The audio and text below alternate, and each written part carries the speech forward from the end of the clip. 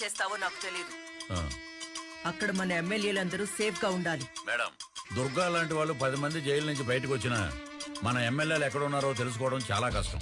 అయినా అవతల party plan చేస్తుందంటే మనం జాగ్రత్తగానే ఉన్నామని అర్థం. మేడం, మీరు టెన్షన్ పడకండి.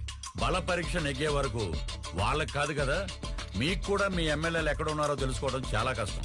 అలా ప్లాన్ చేశాను మేడం. సరే, అందరూ జాగ్రత్త.